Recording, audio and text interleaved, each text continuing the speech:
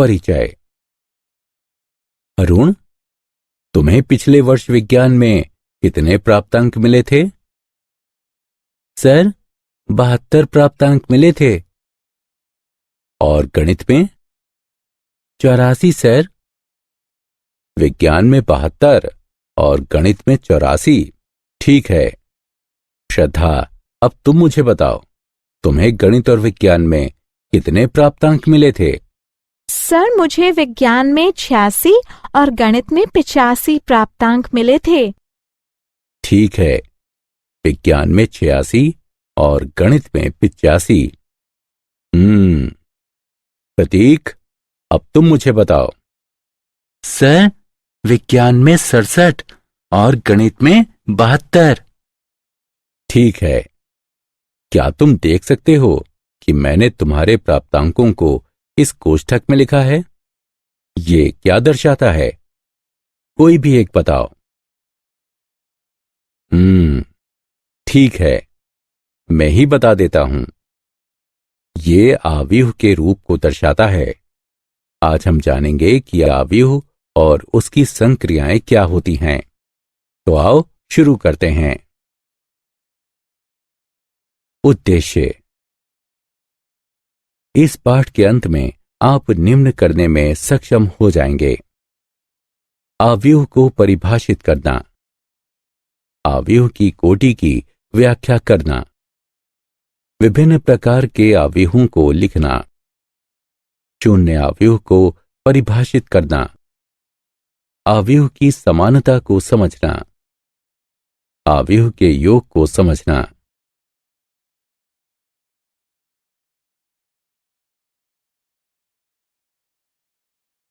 आव्यूह की परिभाषा। एक आव्यूह स्तंभों तथा पंक्तियों में आंकड़ों को व्यवस्थित करने का एक तरीका है। एक आव्यूह को कोष्ठकों के भीतर लिखा जाता है। एक आव्यूह के प्रत्येक पद को एक प्रविष्टि कहा जाता है। इस आव्यूह की तरफ देखिए। इसमें 2 पंक्तियां तथा 3 स्तंभ हैं। निम्न आव्यूह की प्रविष्टियां हैं 2 घटा 5, 10 घटा 4, 19 और 4।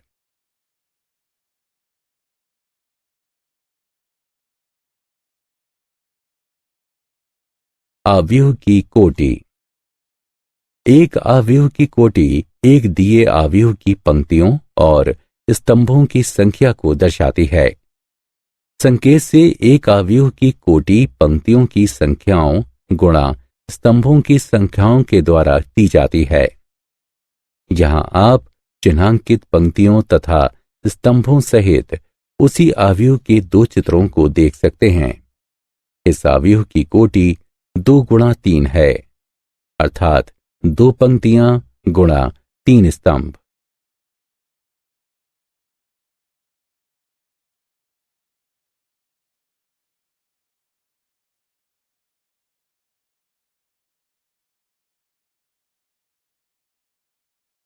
आव्यूह संकेतन।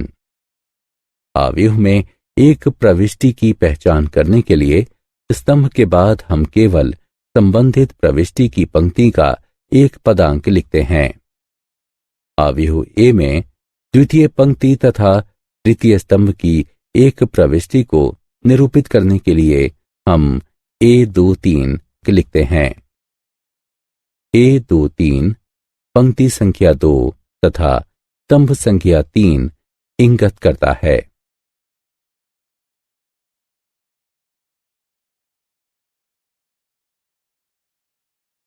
स्तंभ और पंक्ति आव्यूह। स्तंभ आव्यूह यानी कॉलम मैट्रिक्स।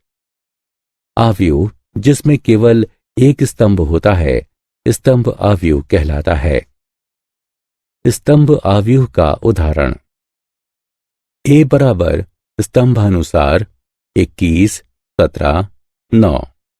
इस आव्यूह में 3 पंक्तियां हैं, किंतु केवल एक स्तंभ है, अतः यह एक स्तंभ आव्यूह है। इसकी कोटि 3 गुणा 1 है। पंक्ति आव्यूह यानी रो मैट्रिक्स। एक आव्यूह को पंक्ति आव्यूह कहा जाता है यदि उसमें केवल एक पंक्ति हो। उदाहरणार्थ, पंक्ति अनुसार 3, 5, 1 एक पंक्ति आव्यूह है क्योंकि इसमें केवल एक पंक्ति है। वर्ग आव्यूह तथा विकर्ण आव्यूह। वर्ग आव्यूह। एक m गुणा n आव्यूह a को वर्ग आव्यूह कहा जाता है यदि m बराबर n हो, यानी पंक्तियों की संख्या बराबर स्तंभों की संख्या हो। उदाहरणार्थ, 3 गुणा 3 कोटि वाला a एक वर्ग आव्यूह है। विकर्ण आव्यूह। एक विकर्ण आव्यूह में विकर्ण के ऊपर तथा नीचे के सभी अवयव शून्य होते हैं। उदाहरणार्थ, b एक विकर्ण आव्यूह है।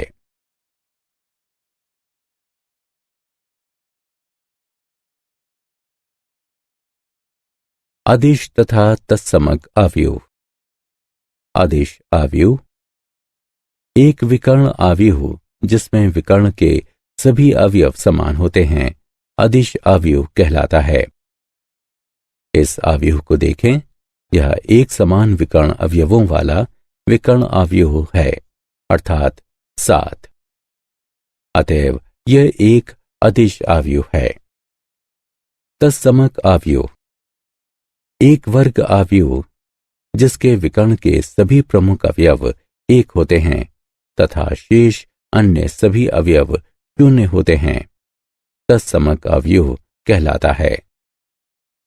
तत्समक आव्यूह को इकाई आव्यूह अथवा प्रारंभिक आव्यूह भी कहा जाता है।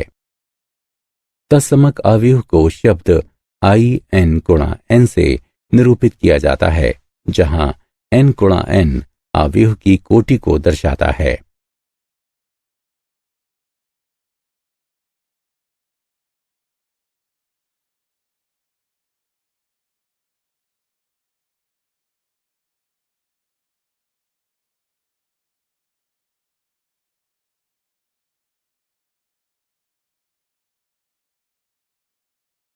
शून्य आव्यूह। एक शून्य आव्यूह अथवा रिक्त आव्यूह वो है जिसमें सभी अवयव शून्य होते हैं। यहां पर एक 3 गुणा 3 शून्य आव्यूह है। शून्य आव्यूह के 3 और उदाहरण इस प्रकार हैं। शून्य आव्यूह को शून्य से निरूपित किया जाता है।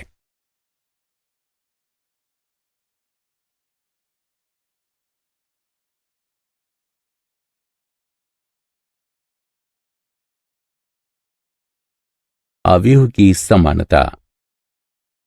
दो आव्यूह एक समान होते हैं यदि उनकी कोटि समान हो तथा संगत अवयव समान हो। दूसरे शब्दों में कहते हैं कि a n गुणा m बराबर aij तथा bp गुणा q बराबर bij, तब a बराबर b है। यदि और केवल यदि n बराबर p, m बराबर q तथा परिसर में सभी i और j के लिए a i j बराबर b i j हों। आव्यूह p तथा q समान हैं। यहां दो अवयव हैं, यद्यपि जिनके अवयव समान हैं जो कि बराबर नहीं हैं।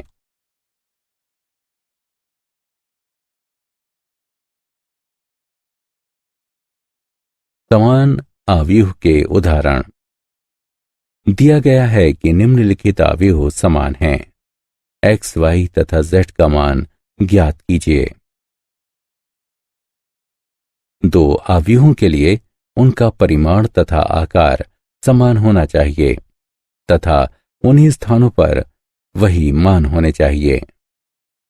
यह हम कह सकते हैं a1 1 b1 1 के बराबर होना चाहिए, a1 2 b1 2 के बराबर होना चाहिए तथा इसी प्रकार आगे भी। अतएव संगत अवयवों को बराबर करके हम निम्न चरों को हल कर सकते हैं। x जमा 3 बराबर 6, x बराबर 3, y बराबर घटा 1, z घटा 3 बराबर 4, z बराबर 7।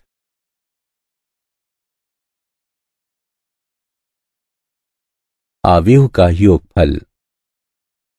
आव्यूह का योगफल सभी संगत प्रविष्टियों के योग द्वारा दो आव्यूहों को जोड़ने की संक्रिया है। दो आव्यूहों को जोड़ा जा सकता है यदि उनकी कोटियां समान हो, अर्थात उनके स्तंभों तथा पंक्तियों की संख्या समान हो। आइए इन आव्यूहों को जोड़ते हैं। हमें प्रविष्टियों के युग्मों को जोड़ना होता है तथा फिर अंतिम उत्तर के लिए सरलीकृत करना होता है। पंक्ति अनुसार पहली पंक्ति 0 1 2, दूसरी पंक्ति 9 8 7 जमा पंक्ति अनुसार पहली पंक्ति 6 5 4, दूसरी पंक्ति 3 4 5। अतः इसी तरह इसे आगे हल करने पर हमें पंक्ति अनुसार पहली पंक्ति 6 6 6, दूसरी पंक्ति 12 12 12 प्राप्त होता है।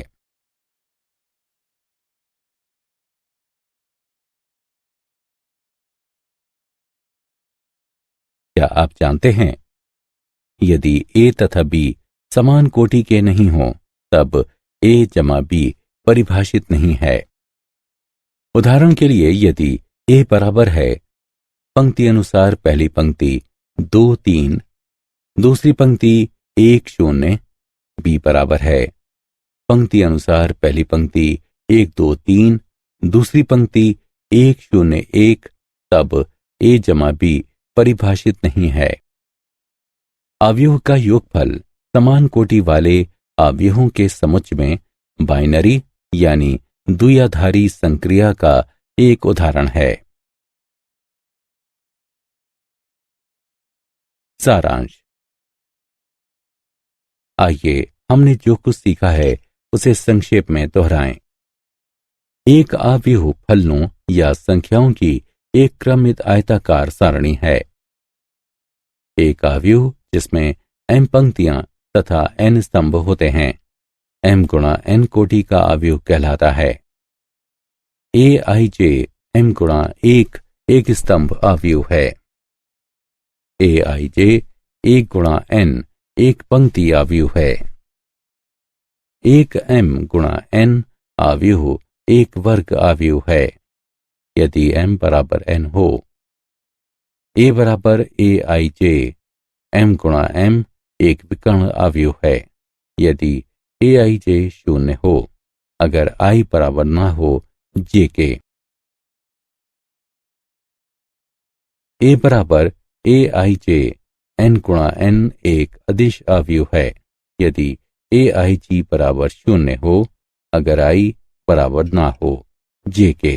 aij बराबर k हो, k एक अचर राशि है अगर i बराबर j हो। a बराबर aij n गुणा n एक तत्समक अवयव है यदि aij बराबर 1 हो, अगर i बराबर j aij बराबर 0 हो, अगर i बराबर ना हो j के। एक शून्य अवयव के सभी अवयव शून्य होते हैं। a बराबर aij बराबर bij बराबर b है यदि a तथा b समान कोटि के हों और i तथा j के सभी संभव मानों के लिए aij बराबर bij हो।